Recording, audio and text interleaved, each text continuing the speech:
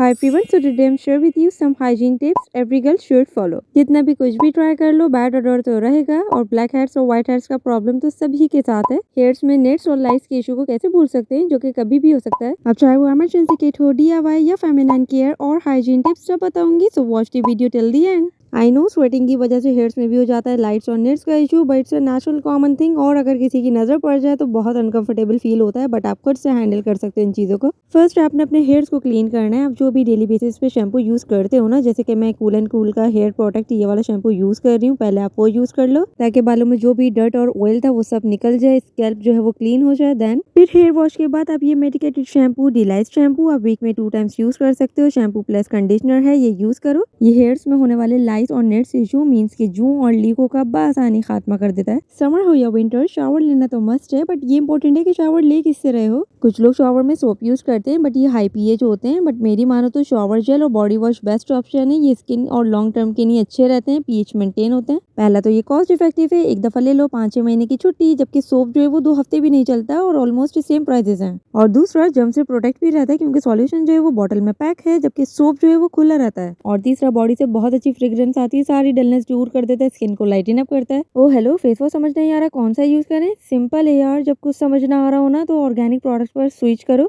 ये बात सच है कि ऑर्गेनिक प्रोडक्ट्स में हार्मफुल केमिकल नहीं होते। तो अभी मेरे पास ऑर्गेनिक ब्लूम का ये क्रीमी क्लेंजर है, बेस्ट है फॉर ऑल स्किन टाइप्स। आंखें बंद करके यूज करो, अच्छे से फेस वॉश कर देता है। और क्या आप लोग जानते हो, अगर आप वीक में 2 या 3 टाइम्स अच्छे से फेस को क्लेंस कर लो तो बिलीव मी आपको फेशियल की जरूरत ही नहीं पड़ेगी। ये डर्माकॉस का मड फॉर्म में हेक्सागोनल क्लेंजर है, बेस्ट है फॉर ऑल स्किन टाइप्स। अच्छे से क्लेंस करो 10 से 15 मिनट्स तक। ओके, सो क्लेंजर अफोर्ड नहीं कर सकते, डोंट वरी, रॉ मिल्क ले लो एज अ क्लेंजर। अभी भी बहुत कम लोग जानते हैं कि ये रॉ मिल्क, कच्चा दूध एक नेचुरल क्लेंजर है। कॉटन बॉल लो, उसमें इसको डिप करो, देन अच्छे से फेस को क्लेंस करो। एंड टू बी ऑनेस्ट, आप शॉक्ड हो जाओगे देख के कि सारी डर्ट आपको कॉटन पे दिखेगी। ये एक बेस्ट क्लेंजर है सबके लिए, ट्राई जरूर करना। एक अपना सेपरेट स्पॉन्ज होना भी फेस के लिए स्पेशली बेसिक हाइजीन में आता है, ताकि किसी और का बैक्टीरिया आपके फेस पे ना लग सके। इस तरह के फेशियल स्पॉन्ज भी बहुत कंफर्टेबल रहते हैं फेस के लिए, आप बहुत ही आसानी से रिमूव कर सकते हो अपने ब्लीच, फेशियल या क्लेंजर को। And you can see clearly कि एक क्यूट सा पाउच है मेरे पास, जिसे टीमू से बाई किया था, और ये कम्प्लीटली आपको गर्ली वाइब्स दे रहा होगा। इसे मैं as a emergency kit purpose के लिए यूज कर लेती हूँ, जो कि हर लड़की के लिए इंपॉर्टेंट है।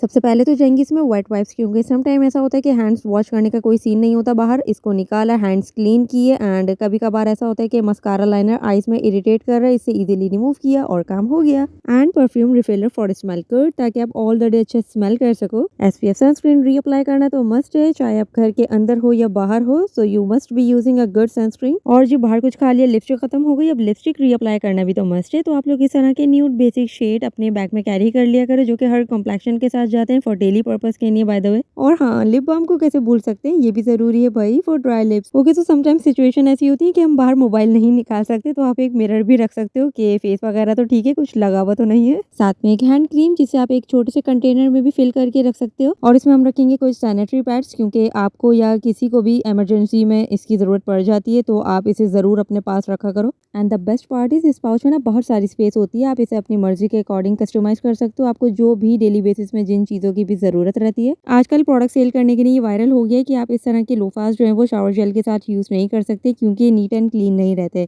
डोंट वरी, आप इसे वीकली क्लीन कर सकते हो, और आप इजीली इसे 4 to 5 मंथ तक यूज भी कर सकते हो। जब भी आपने लोफा यूज किया, उसको वार्म वाटर में डिप करें 30 मिनट्स के लिए, देन फिर धूप इतनी है उसको ड्राई होने दें कि इसमें से सारा जेम्स बैक्टीरिया खुद ही खत्म हो जाएगा। And don't forget to clean your belly button also, आप इसी लोफे की हेल्प से अपने बेली बटन को भी क्लीन कर सकते हैं। और इतनी धूल मिट्टी, डर्ट पॉल्यूशन से आपके पोर्स जो है वो गंदे हो जाते हैं। आप जितना भी salicylic acid based face wash use कर लो, बट ब्लैक हेड्स और व्हाइट हेड्स का इशू तो रहेगा। तो इसके लिए नोज स्ट्रिप्स यूज करना तो मस्ट है। आप प्लीज नोज पर टीजर या स्टूल वगैरह मत यूज किया करो, उससे निशान पड़ जाते हैं। आप इसके अलावा रिवाज की भी नोज स्ट्रिप यूज कर सकते हो। ये बायो एक्वा की नोज स्ट्रिप्स मुझे इसलिए ज्यादा पसंद है, क्योंकि फर्स्ट आपको इसमें मिलता है क्लेंजर, सेकंड आपको मिलती है नोज स्ट्रिप, और थर्ड मिलता है आपको सॉल्यूशन पोर्स श्रिंक करने के लिए, जिससे आपके पोर्स जो है वो विजिबल नहीं होते। हमें ना सबसे बड़ा प्रॉब्लम रहता है आर्मपिट्स में स्वेटिंग का और इस तरह के निशान का, जिससे हम बहुत ही अनहाइजेनिक, अनकंफर्टेबल फील करते हैं। So you can easily use it. Talcum powder किसी भी ब्रांड का एक क्विक हैक है, ये आपके आर्म पैड्स को ड्राई कर देता है। अब आप समर्स में जितना भी लाइट फैब्रिक पहन रहे हो, निशान आने का कोई चांस ही नहीं है, इजीली वेयर करो। इससे क्या होगा कि फ्रेग्रेंस भी अच्छी आएगी, but don't forget to use a good deodorant, anti transparent deodorant for smell good plus protection.